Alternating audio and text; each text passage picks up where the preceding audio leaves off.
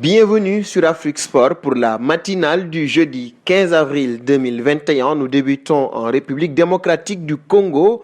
Le TP Mazembe s'est largement défait 4-1 de l'AC Rangers en match comptant pour la 22e journée du championnat national de football, la Ligue 1. Le match s'est joué à Kinshasa. Les Corbeaux luchois ont bien maîtrisé leur rencontre et n'ont visiblement pas eu trop d'efforts à faire durant cette explication au regard du score. C'est un succès qui va faire beaucoup de bien sur le plan mental après l'élimination en Ligue des Champions. Au classement, les Noirs et Blancs de Lumumbashi comptent maintenant 46 points et conservent leur place de leader alors que Rangers rechute après son succès devant Bazano.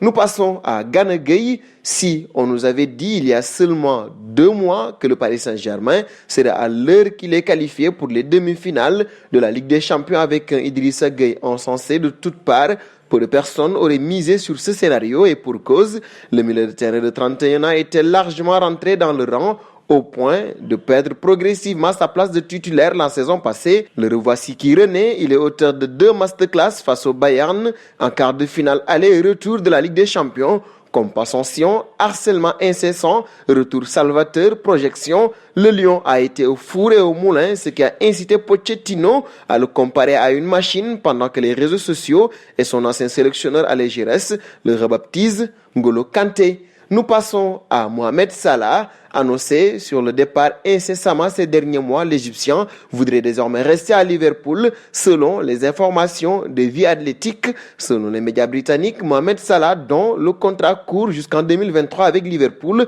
aurait pris la décision de continuer avec les Reds. Son journaliste Simon Hooks indique que Salah n'est pas déterminé à forcer son départ vers un quelconque club. En revanche, le pharaon de 28 ans attend de la part de sa direction un nouveau projet intéressant. Cependant, Hooks ajoute que les dirigeants sont réticents en ce qui concerne une revalorisation salariale du joueur, de quoi faire changer d'avis le talisman égyptien.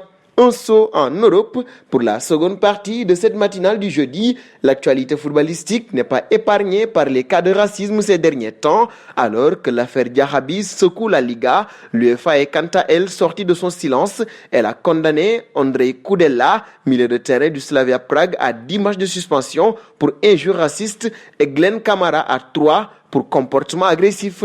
Un saut auprès de Zlatan, la société d'Ibrahimovic, un No AB, possède 10% des actions de Game Day Group, actionnaire unique du groupe de paris sportif BetHard.com. Si le site ne permet pas de parier sur les matchs de la Série A, il est possible de miser sur ceux de la sélection suédoise. Problème, Zlatan Ibrahimovic a participé aux 2 dernières rencontres des Black Blues dans le cadre des éliminatoires de la Coupe du Monde 2022. S'il a enfreint le code éthique de la FIFA, qui par ailleurs a ouvert une enquête, Zlatan Ibrahimovic s'expose à de lourdes sanctions financières ainsi que sportives pouvant aller jusqu'à 3 ans de suspension.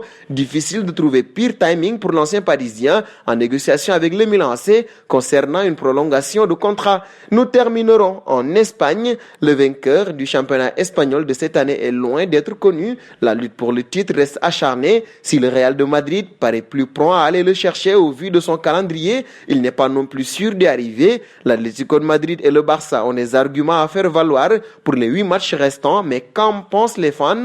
Au sondage fait par la Liga sur YouTube, c'est le Barça qui est donné vainqueur. En effet, sur 290 000 votants, le club catalan obtient 47% des votes contre 42% pour le Real de Madrid et seulement 11% pour les Colchoneros, pourtant premiers.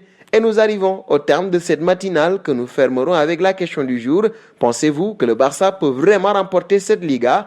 Vos réponses seront attendues en commentaire. En attendant, n'hésitez pas à vous abonner sur Afrique Sport pour ne rien manquer du football continental et international.